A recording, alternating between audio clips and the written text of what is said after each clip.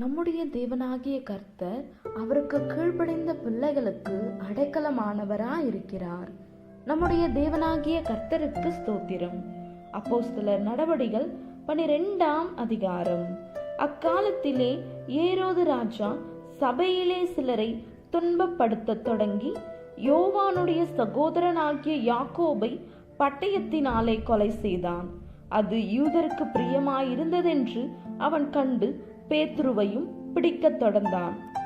அப்பொழுது புளிப்பில்லாத அப்ப பண்டிகை நாட்களாயிருந்தது. அவனை பிடித்து சிறைச்சாலையிலே வைத்து பஸ்கா பண்டிகைக்கு பின்பு ஜனங்களுக்கு முன்பாக அவனை வெளியே கொண்டு வரலாம் என்று எண்ணி அவனை காக்கும்படி வகுப்புக்கு 4 போர் சேவகராக ஏற்படுத்திய 4 வகுப்புகளின் வசமாக ஒப்புவித்தான்.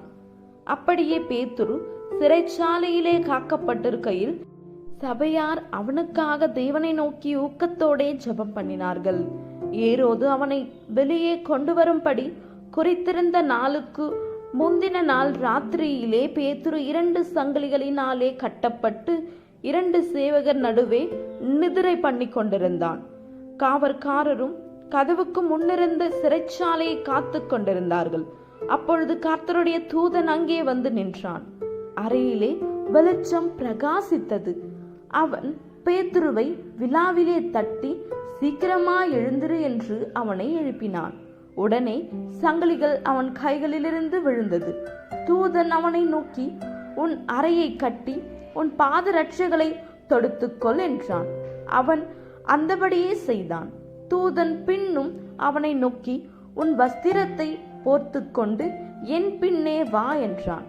அந்தபடியே அவன் புறப்பட்டு அவனுக்கு பின் சென்று தூதனால் செய்யப்பட்டது மெய்யென்று அறியாமல் தான் ஒரு தரிசனம் காண்கிறதாக நினைத்தான்.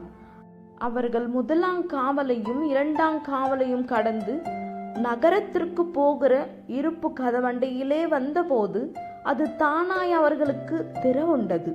அதன் வழியாய் அவர்கள் புறப்பட்டு ஒரு வீதி நெடுக நடந்து போனார்கள். உடனே தூதன் அவனை விட்டு போய்விட்டான்.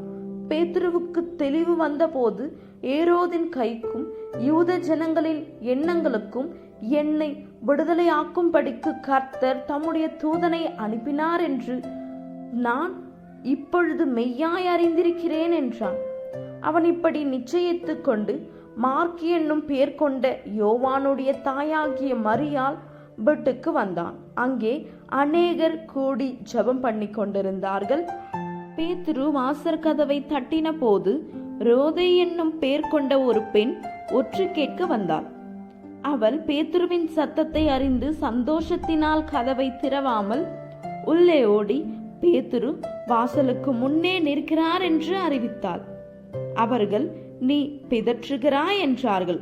அவளோ அவர்தான் என்று உறுதியாய் சாதித்தாள். அப்பொழுது அவர்கள், அவருடைய தூதனாய் இருக்கலாம் என்றார்கள். பேதுரு பின்னும் தட்டி கொண்டிருந்தான். அவர்கள் திறந்த போது அவனை கண்டு பிரமித்தார்கள்.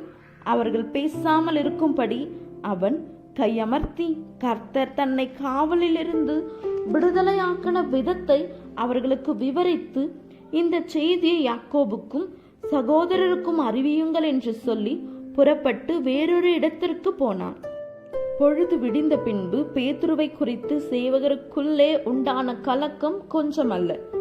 ஏரோது அவனை தேடி காணாமற் போன போது காவற்காரரை விசாரணை செய்து அவர்களை கொலை செய்யும்படி கட்டளையிட்டு பின்பு யூதேயா தேசத்தை விட்டு செசரியா பட்டணத்துக்கு போய் அங்கே வாசம் பண்ணினான். அக்காலத்திலே ஏரோது தீரியர் பேரிலும் சீதோனியர் பேரிலும் மிகவும் கோபமாயிருந்தான். தங்கள் தேசம் ராஜாவின் தேசத்தினால் போஷிக்கப்பட்டபடியினால் அவர்கள் ஒருமனப்பட்டு அவனிடத்தில் வந்து ராஜாவின் வீட்டு விசாரணைக்காரனாகிய பிலாத்துவை தங்கள் வசமாக்கி சமாதானம் கேட்டுக்கொண்டார்கள்.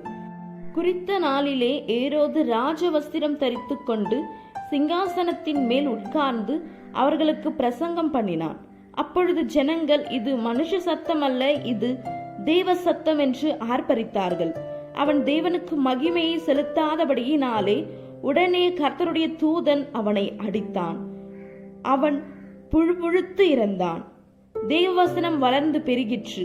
பர்னாபாவும் சவுலும் தர்ம ஊழியத்தை நிறைவேற்றின பின்பு மார்க்கு என்னும் பேர் கொண்ட யோவானை கூட்டிக் கொண்டு எருசலேமை விட்டு திரும்பி வந்தார்கள். ஆமென். இந்த வசனத்தை கேட்டுக்கொண்டிருந்த உங்கள் அனைவரையும் நம்முடைய தேவனாகிய கர்த்தர் ஆசீர்வதிப்பாராக. ஆமென்.